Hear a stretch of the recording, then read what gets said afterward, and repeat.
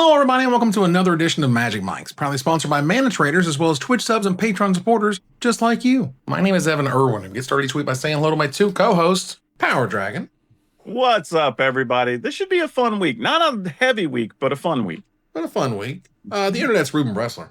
Hey, I'm also here. Yeah, it's been a weird week for news because it came from a lot of corners we don't often discuss on the show, but excited to discuss them. It's a unique one. For those who missed our pre-show, patrons get access to the extended version right after we're done, as long as I don't forget it, which happened a couple times. We kick it off with our first pick, and this to me is the first pick. First of all, not the biggest of news weeks, and we don't have brand new cards to talk about or new mechanics from upcoming sets or whatever. But what we do have are some incredible reprints out of honestly kind of nowhere. There were two new anthologies released for Arena, two unique ones, and both of them were available as of yesterday. And as of right now, far as I know, feel free to correct me, we can play 4 Strip Mine and 4 Ren and 6 in Timeless as of right this moment. I mean, amazing. Why not? And if that's your jam. Yeah. So let's go ahead and take a look here. I'm pulling up on the screen so we can take a look. Just absolutely blown away. First of all, Rofellos in Brawl. Are you serious? Sure. Like, from what I understand, the people in play Brawl are going through some stuff right now. Sure. With Rofellos. Yeah, Rofellos is an interesting one. I played Rofellos back when EDH was called EDH. Exactly. And then it got banned as a commander in that format. Right. 6 mana on turn 3. Hooray! Yeah. A lot has happened since Urza's Destiny. A 2/1 for 2 that doesn't do anything the turn you play it. Maybe isn't good enough. So we'll see how it goes. Goodness gracious. So excuse me. Yeah, so these are really nuts. The first one is just the 4 swords that are not, I think, currently available on the client. Feast and Famine, Light and Shadow. 4 of the 10. 4 of the 10. Feast and Famine, Light and Shadow, Truth and Justice, and War and Peace. Along with every Signet, every Talisman, and the Champion's Helm.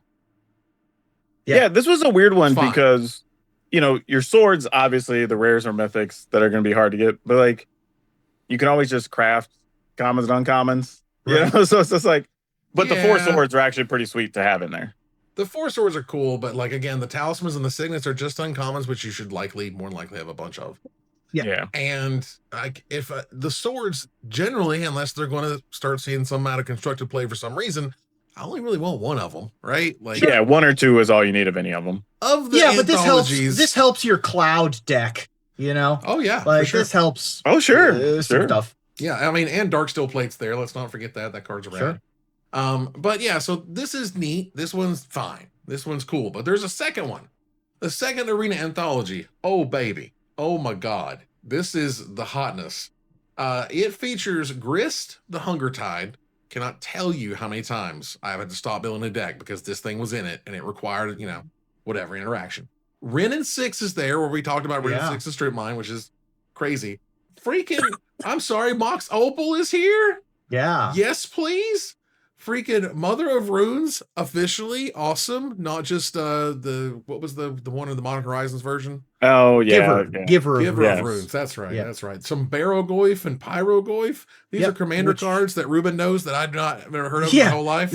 I'm like, what the hell is a Barogoyf? Yeah, these are from the Modern Horizons 3 commander decks. There was a Jund Lurgoyf themed deck, and Pyrogoyf, Barogoyf, and I think another one were in the cube, the vintage cube most recent. Yeah. I can't believe that we didn't have Thought Scour until now. I literally ran into this last week. I am serious. I was building a deck and it needed both Grist and Thought Scour. And I was like, you're telling me that not even Thought Scour is on Arena? And now it's here. And Mana Leak, which wasn't there. Mana Leak.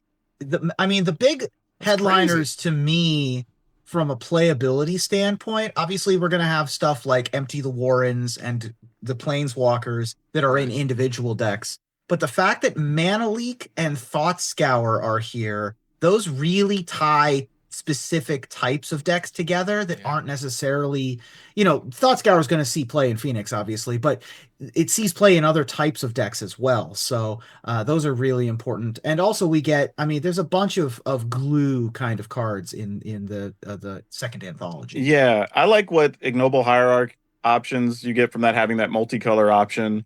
I also think having the artifact lands is pretty big, because we now have a bunch of cards that care about artifacts. Yeah. So being able to put some number of those in the appropriate color deck is also pretty big business. Yeah, for sure. I didn't realize that we didn't have these yet. I knew we had Seed of the Synod, because I've played it. But I didn't realize we didn't have Tree of Tales and Great Furnace and Ancient Den. So yeah. And it's one of those things that I think it's just sort of it's your reward if you play a lot of Arena, if you played Arena for a very long time, if you put a whole bunch of money into the client, like someone like me.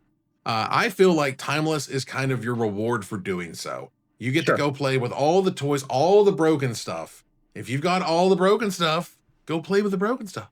So go play with your show and tells, go play with your Ren and Sixes now and your Grist decks, which is going to be super sweet. And like, hell, there's so many decks from Modern. I think we need like somewhere like 8 or 16 cards before we have most of the format, the whole Modern current metagame Modern format on the client.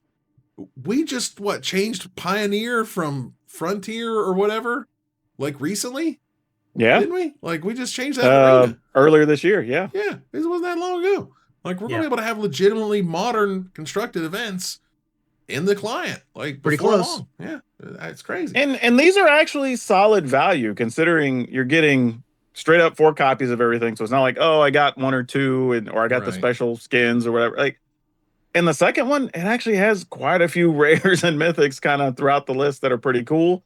So yeah, if you need these cards, these are worth picking up. Yeah, having lived in a world where I played a whole ton of Marvel Snap for a very long time, and I've kind of lessened quite a bit recently. But in other games, for example, this type of thing would be sold to you in packs, and you would be able to get, one of whatever and a chance at a mythic and a blah, blah, blah, the commons in the pack, and you'd have to go from there.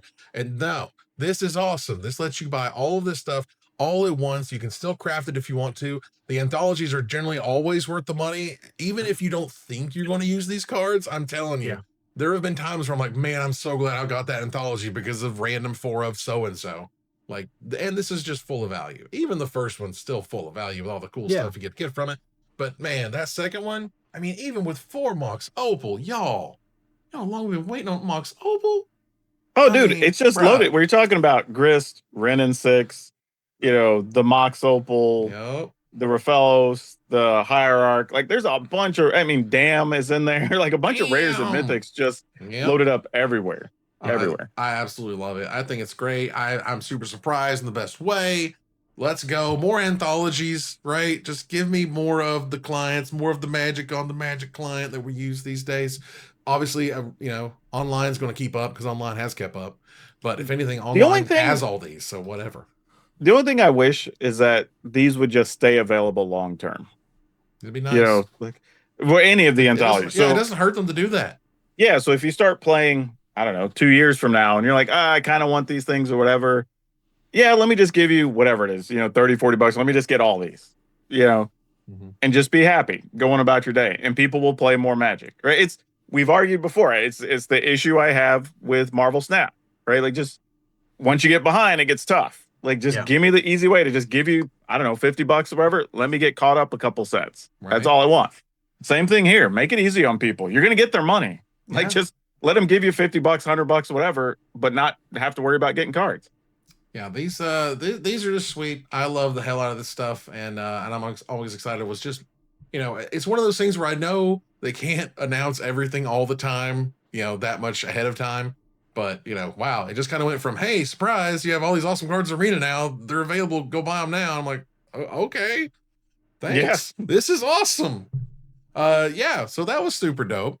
We move out of the first pick here to gather the townsfolk. Thanks to our sponsor, Mana Traders, the best tool to enhance your Magic Online experience. Use the code MagicMikes_VG8. That's MagicMikes_Video Game 8 for 10% off your next subscription with Mana Traders. Tell them we sent you, which we appreciate.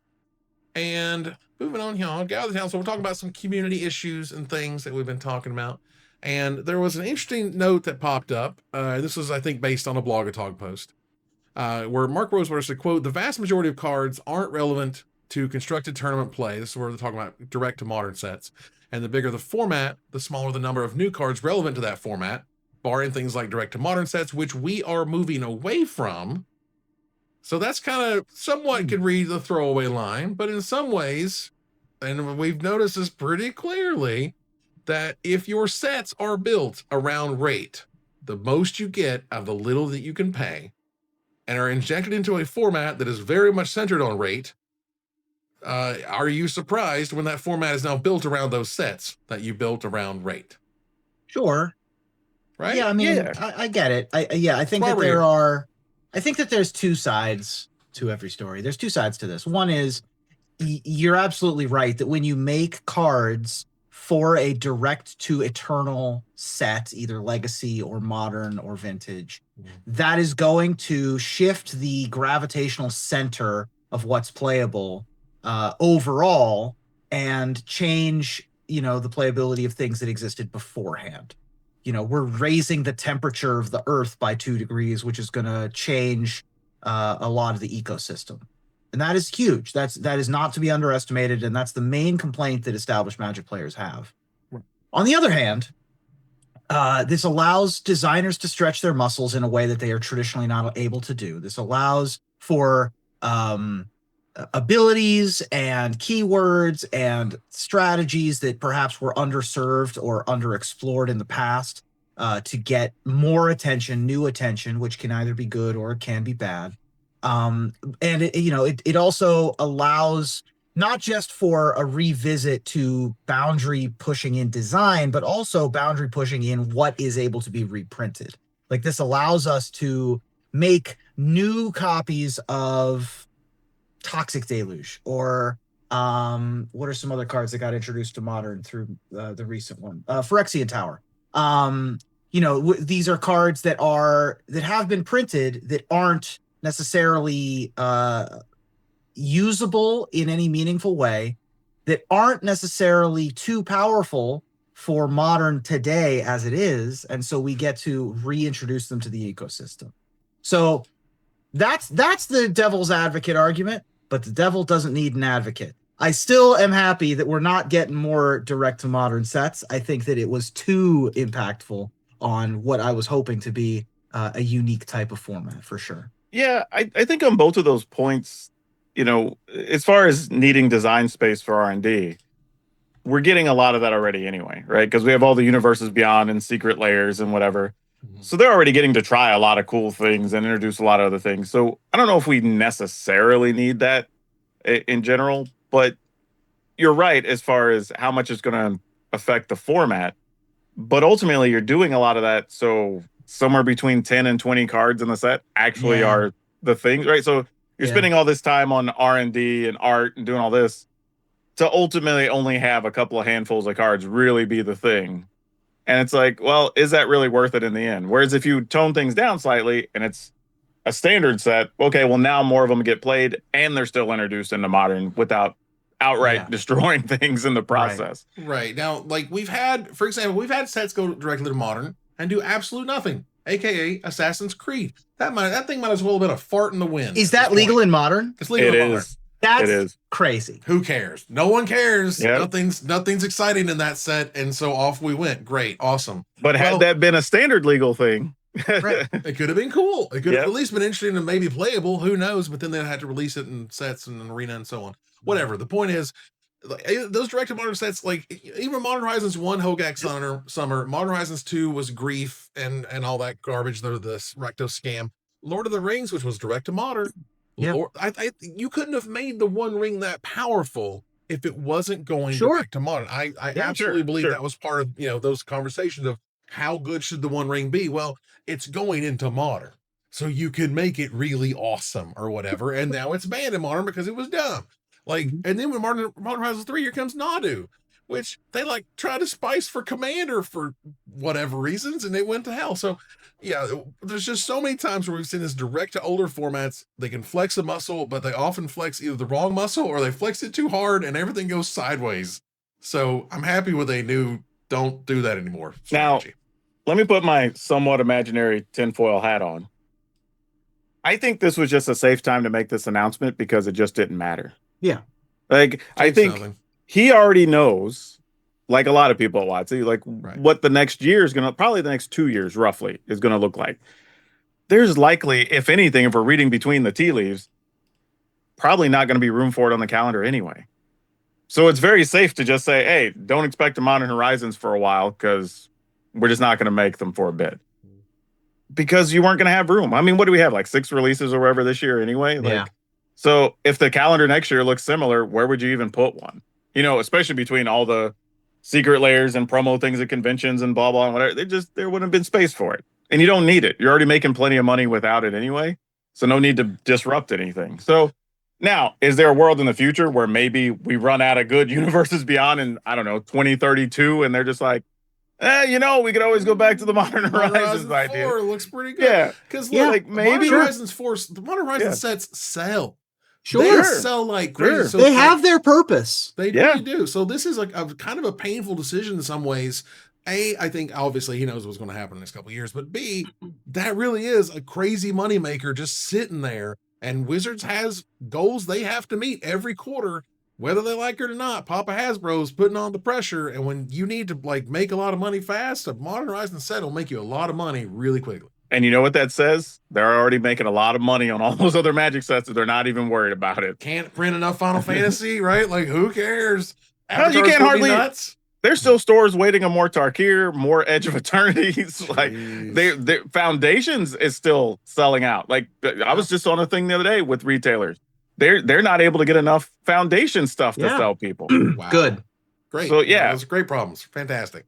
And I lied earlier. And we have potentially 100+ cards to talk about if we wanted to. Oh my God. This is insane. They I have don't want unveiled, we're not gonna, but No. they released Avatar: The Last Airbender's beginner box for Magic the Gathering. Over 100 brand new cards from the crossover. A lot of like reprints of existing cards, you know, with new artwork and things from Avatar. But regardless, okay. Yeah. I guess. So these these cards are from the beginner box, which means that they will be legal in standard ? Yes. But they will not be in booster packs, also ? I believe that is also true. I'm guessing that the power level needs really low. You know what I'm saying? Yeah. Usually that's the case. Just curious. Yeah. I mean, but yeah, this is a huge amount of Magic cards. Like, it takes a lot for me to be like, you know what? I can't look at all these right now. It takes a lot of Magic cards for me to be like, you know what? I can't right now. And the last 2 times it happened, I was standing in line for something at San Diego Comic-Con when a bunch of Spider-Man beginner cards got released. And so I was like walking down in the Gaslamp district looking at Spider-Man beginner box set cards. And I went, you know what? I'm not looking at these right now. And this was the same thing, except for that I wasn't outside.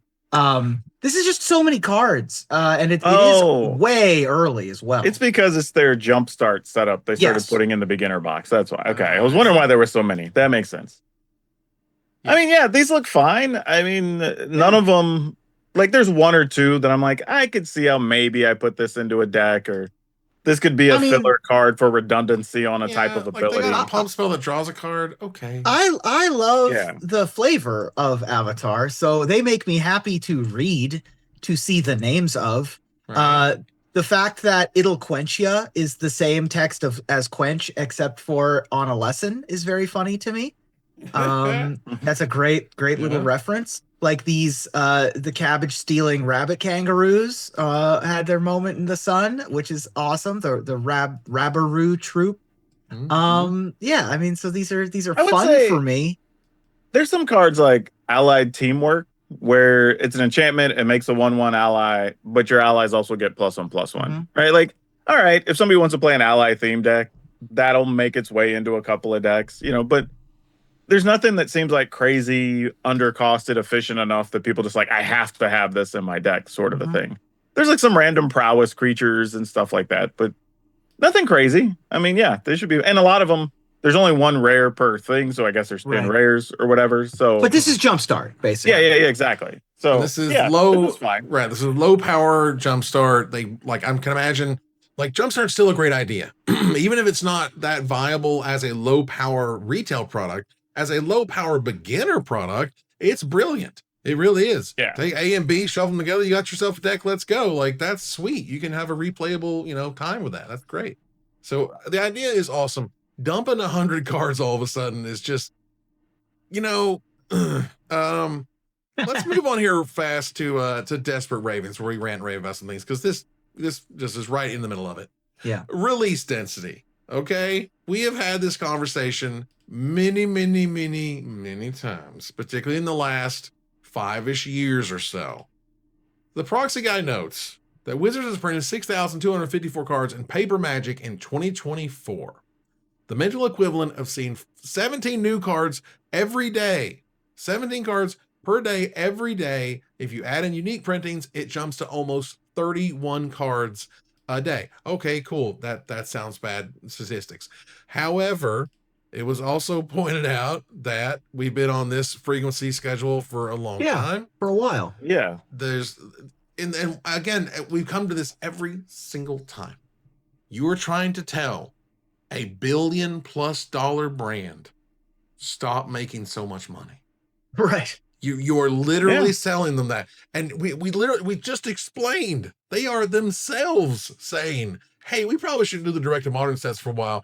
They do some bad stuff, yada, yada, yada. That's literally turning down dollars. You're telling them, hey, just stop making as many cards, even though we are buying them faster than you can make them.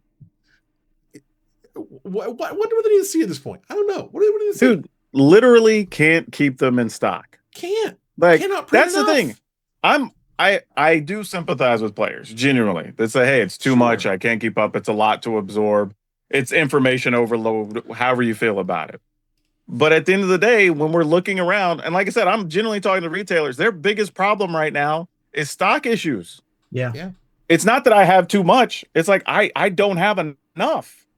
Right? So what, like, as much as we may be bothered, it's selling to somebody. You know what I mean? Like they don't sell $200 million of a product with no one buying it.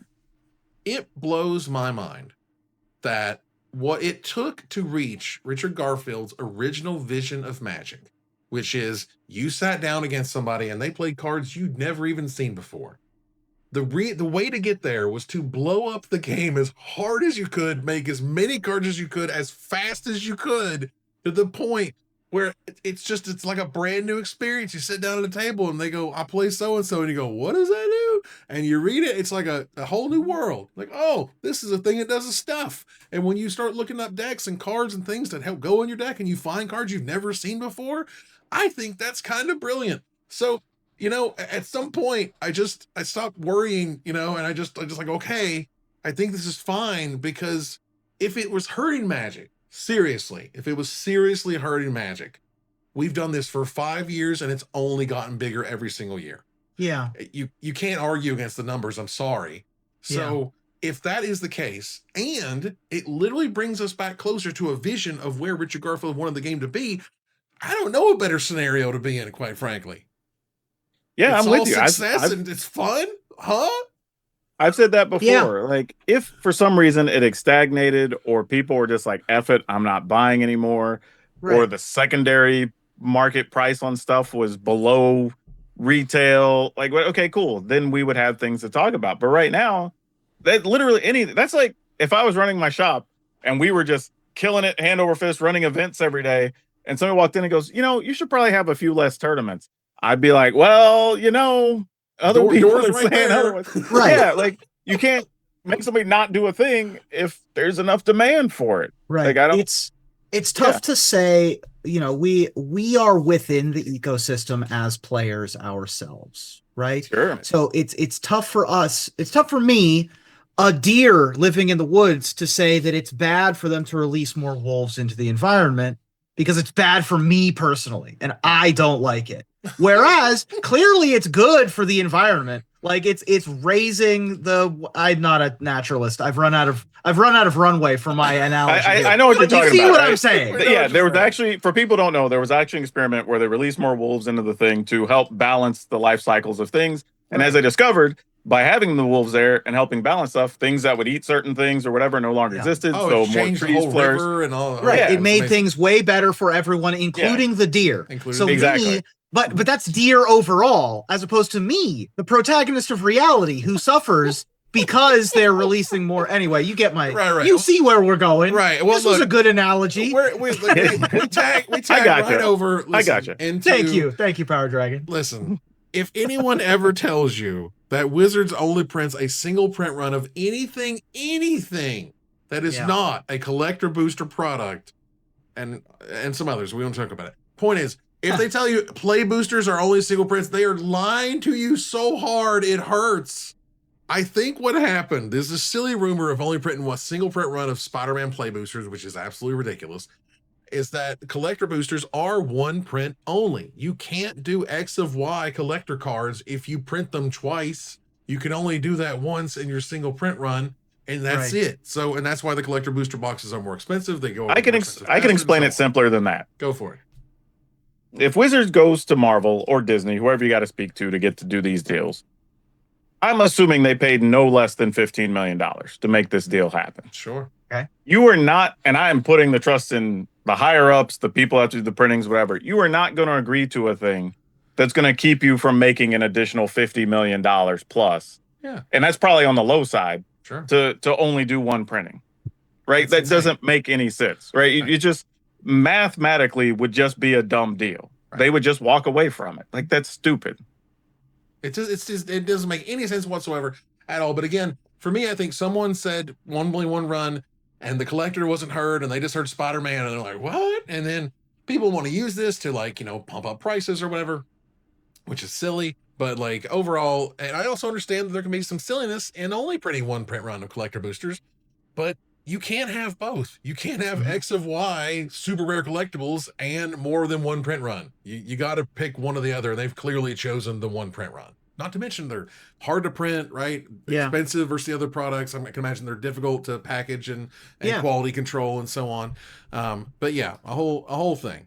Now, you want to do a fun theory craft here based on the last statement from Rosewater? Mm-hmm. What if, and this is again pure speculation, but what if we first print run Spider-Man's already done. It'll be on its way to distributors to be shipped out, whatever. Sure. I'll assume they will try to get another one done in time for the holidays. So one will probably show up in late October, early November, so people can buy stuff. Sounds right. But what if we get to Atlanta and they go, hey, we're going to make one of the releases in the first quarter of next year, the universes within Spider-Man stuff. Because they already have all the assets. You've already paid for the art. It's got to be on Arena. Mm-hmm. Do you at least do a small run to sample it and see, would people buy that? Interesting. Boy, that sounds miserable. I'm just saying. I'm not saying it's too big. Yeah. It's too big for a secret layer. Too many cards for a secret layer.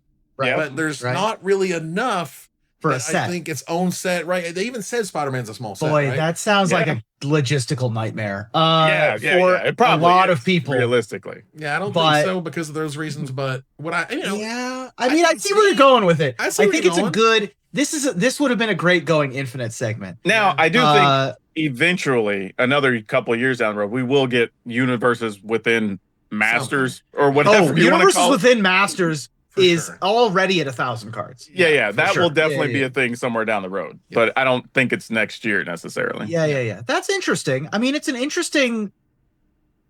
Like I said, this would be a good going infinite segment. It's an interesting thing to think about. I don't think it would happen. Yeah. All right. So, Ruben, you want to quickly touch about the Steel City Spectacular? Yeah. So the Steel City Spectacular happened last weekend. This was, I believe, the largest CEDH main event tournament that has occurred. As far as I can tell, there were more than 500 players in the main event.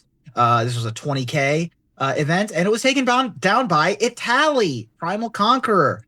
For those of you unfamiliar with the Itali CEDH deck, basically you're just trying to make a chunky, as they love to call it, and copy chunky, and make a bunch of copies of Itali with cards like Molten Duplication and Cursed Mirror and things like that.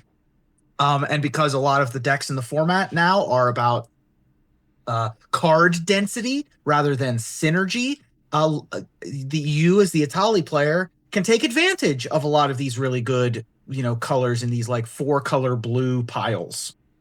And so Blue Farm, as the deck is called, which is a Timna Crom 4-color deck, was very popular as well and did quite good. And then a bunch of the Gaia's Cradle decks didn't seem to have done quite as well in the top 4 or the top 16s. But congratulations to Itali, which also won the other side event, I believe. I believe that Itali won both of the main events on the weekend. So, but it's very exciting to see CEDH doing numbers and being popular. It's streamed all over on Twitch and YouTube over the weekend. I saw a bunch of people tweeting about it. So, seemed like a great event. Yeah, the winning deck, just a casual $3,200 or so. You get That's Commander, my guy. That's buddy, just what I'm just throwing out the number I see. I'm not saying it's good or bad. All right, not saying it's good or bad. When the most popular lands in your format are Command Tower, but then the next most popular land is like Ancient Tomb, Tropical Island, Caverns, and there's a Lion Diamond and a Grim Monolith in here. Yeah. That's $1,000 worth of cards in 2 cards, by the way. Listen, everybody should be playing Mana Vault usually in your decks. $200 Wheel of Fortune. This is just where we're at. City of Traders is $450. Listen, yeah. Ancient Tomb, City of Traders. Don't go look at Gaia's Cradle. Don't even go look at Gaia's Cradle. I can't do it. Oh my God. Well, look, these events are really interesting. I gotta tell you that. Quick red zone here. Vivi not being banned in standard is likely a mistake. I don't know. Yeah. How long was Monstrous Rage obviously bannable? For months. I wanted to talk about this because I think that there's an interesting conversation happening online, and I've seen this happening online already. Particularly, I was intrigued by Ben Bateman's video short, either on TikTok or on YouTube Shorts, where there's a couple of interesting conversations about Vivi that we could have. One of which is we would have to emergency ban it. Right. So there is the argument of, is it worth it to emergency ban a card? Right. There's also the argument that this is a Final Fantasy character from the Final Fantasy expansion, and it's a very popular character. Hot stuff. Yeah. Hot stuff from a Universes Beyond expansion, and this is one of the most popular characters, certainly from its Final Fantasy, much less all of Final Fantasy. So is it a mistake to leave standard hanging out to dry in favor of letting the Final Fantasy packs and letting the Final Fantasy set thrive? Yes. And the reason is you're not selling a bunch of extra packs just because of Vivi. Like, they sold $200 million on day one. Like, it's not because people aren't just, and even so, it's likely not to the casual players buying the packs because they only need one. They're probably playing Commander. So you actually make the cards cheaper for them by banning it in standard. Yeah. Which is not always bad. I mean, look, go to any standard, event result on Magic Online. Search up Magic Online deck list. You'll find them in 2 seconds. Anything regarding standard, it's still there. It's still there. It's still at the top. It's had plenty of events and or leagues and or tournaments to get there and to be fought against and blah, blah. It's like the best thing you can be doing. And if it's not, I mean, it's tier 1, like, period. It is what people fight for and fight at. I don't think I've seen less than half of the top 16s with Vivi recently, and a bunch are 12 of 16. Yeah. It's just dumb. I mean, it sucks. Go check out the professor's video on Vivi as well. 20-minute video uploaded about 12 hours ago. Oh, right. That discusses this as well. Well, there you go. So yeah, I don't know, man. It sucks that we're in this situation. It sucks that they pushed it to the point where it is busted. But, how long do you want the pain to last? That's up to Wizards, man. It's, until morale increases. Exactly. Monstrous Rage was, to me, obviously bannable. I wrote like 7 or 8 weeks before it was banned. It should be banned. I don't know, man. Vivi should be banned last week, but how many more weeks are we going to suffer? I don't know. Wizard, you figure that out. Let us know. Realistically, I would venture to guess if the results stay the same as they do, we'll likely see an emergency banning. Hopefully. Because I don't see a world where even Wizard says, well, we're going to have all these new players from Spider-Man and all these new players from Avatar, and we want them to walk in dealing with this mess. And we walk in only like, hey, I'm going to make mana using 0 here. Then I'm going to do this thing where I sack it, and then I make 0 with this guy because I Agatha'd this other thing. You know what I mean? Like, it just doesn't make sense that that's what they would want for that standard new player experience when you're trying to build up like your store championships and all this other stuff. Like it just, that's what I'm saying. And there's enough. Now they could just ban Agatha's Soul Cauldron. They could just ban Agatha's Soul Cauldron, which probably would fix a lot of the issues. Not all of them. Some, like Vivi's still in some other version, and those decks win multiple times without having the Cauldron. So the Cauldron isn't necessary to win your games. It's just the fact that it like supercharges the deck. Yeah. But again, we're here at, do you ban survival or do you ban all the things that make survival awesome? Like, just, we know what the problem is. It's Vivi, okay? For me, it's closer to Arcbound Ravager, right? I remember when they did that banning, they didn't get rid of the Ravager, but they got rid of all the artifact lands. The black card, the Disciple or whatever, got rid of that. Yeah. And then people still didn't want to show up to play because the Boogeyman was still there. That's right. Right. The casual players, they didn't understand that, like, that those other things help solve the problem. But it's just like, no, just get rid of the card that everybody's afraid of and it's causing a problem. It's all the negativity online. Just get rid of it. Like, I'm sorry. You push too hard. It happens. We've seen it so many times. It's not a big deal. At this point, I think just as a sort of how long the game has been around and like how long we've seen these things happen, we know it's not going to end the world. We know we're just going to get over it and not play with the card. We know it doesn't have a giant financial like disaster behind it because you've banned giant card Jace of the Mind Sculptor, the One Ring, when that would Jace was damn near $120 when it got banned. Yeah. And like it sucked for those people who just bought it as any card that when it gets banned, but that is what it is. So anyway, I just think like we're sort of grown enough, I think, to be like, hey, we've seen the signs, we know the diagnosis. We know what the cure is. We may not like it, but we've been here so many times. You know what the answer is, Wizards. You know what the answer is. I'm sorry. I don't like it, but you know what the answer is. Just grab the scalpel, man. Just get it over with. You know what I mean? Like, it sucks, but just do it. And I think that we've done it enough now that, hopefully, it's tough to say this, I guess, but I think that we have had enough situations where we want an emergency ban or that standard requires an emergency ban or a format does, I guess. That we can survive that. Like, we're calloused enough, but by the same token, the half-life of a Magic player is not as long as how long we've been playing. So I can survive it, but would the players who started playing during Final Fantasy survive it? Would the players that started playing during the pandemic survive it? That's what they're afraid of, right? So I don't think that's a concern. Based on just what I've seen. This is anecdotal, but having been to a couple of Commander events, seeing new players locally or whatever, I don't even see that many of them playing VV decks. Okay. A lot of them are like, I want my Cloud deck or So what's the downside or whatever? So what's the downside to an emergency ban? It's one of those like it looks / feels bad or something. That's exactly it. I'm serious. That's what I'm saying. And like I think there's some point. And I know this is a thing. There's some point where someone like at Wizards gets this sort of ego hit if they have to ban something, like this emotional thing that they like. And I get it. You worked on it for a long time. It came out. It's way too good. I'm sorry, but do we want to put up with this till November? For God's sake, are you serious? Like, I don't want to go to another 9 weeks with this garbage. Like, come on, guys. It doesn't make sense to me. And so if it doesn't make sense now, it's not going to make any sense in September. And it sure is not going to make any sense in October. So, like, you know what I'm saying? Like, what the hell? Like, if you know it, you see it, you do it, pull the Band-Aid off. All right, let's move on here. Let's turn the corner to the finisher. As we noted earlier, MaRo posted this week about pulling back the reins on straight to modern sets, which is perhaps calling to an end, to end a trilogy of sorts. Now, most movie franchises are calling it quits after the third, and we all know the rule of three. So tell me, what trilogy are you rooting to conclude next, Ruben?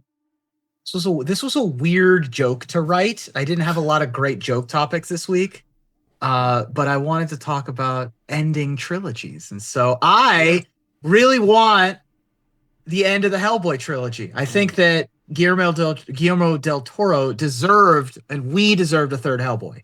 The OG and the Golden Circle were incredible. And while the reboot with David Harbour was watchable, it couldn't fill the hole in my heart that a finale to that trilogy would. So I'm hoping for a third and final installment with a now 75-year-old Ron Perlman in Hellboy 3, which is not really Hellboy so much as Hell Grandpa. Wow. Power Dragon? All right, so we got Escape from New York and Escape from LA. And they were both good, right? Cultural phenomenon. People loved them, but we didn't get a third. So now we get to recycle old Kurt Russell, get him out of the most dangerous city in the world, Escape from Las Vegas. That's right. Try to get out, like, without paying $100 for a buffet. Right, exactly. What the hell is happening? Oh, randomly, if you didn't see it, there was a zombie movie, and I think it had, like, Batista in it, where they were trying to do some type of heist. I saw that movie. It's on Netflix. It was so fun. So fun. That movie's great. What's that movie called? I can't remember. Look it up. It's Army of the Dead. Army of the Dead. There you go. So fun. Well, I love Kill Bill Volume 1. I love Kill Bill Volume 2. So I'm rooting, despite all evidence to the contrary, for a Kill Bill 3 that concludes the story in a way that I know everyone will enjoy. Beatrix Kiddo is actually Beatrix Skywalker. There at the end. Ooh, that'd be a tough one. Cut to credits. No, you don't like actually I'm Beatrix Skywalker? Very nice. I'm a big hater on the Skywalkers, actually. I'm a big hater on that last movie. That last movie was... I actually... That's why they're the punchline for the third joke. Yep. I like most Star Wars stuff that doesn't involve a Skywalker. Yeah, like, don't just don't get me started. All right, that ends another live episode of Magic Mike's. Thanks for joining us here to discuss all things magic. Thank you, Power Dragon. Hey, as always, good to be here. This was a fun week, fun show, man. It was neat. Thank you, Ruben. Yeah, thank you. This was wonderful. Yeah, let's move on here to our final slide. I want to thank our sponsor, Mana Traders, my co-host, Power Dragon, Ruben Bressler, viewers like you for watching or listening. Please follow, like, tweet, favorite, share, subscribe to everything social that tells people we exist. Catch us on our exclusive member Discord, subscribe to our Patreon, watch us live on Twitch, join us live on our tape or on YouTube, check us out on TikTok, follow us on Blue Sky, join us here next week, same time, same place, for another episode of Magic Mike's. Good night, everybody.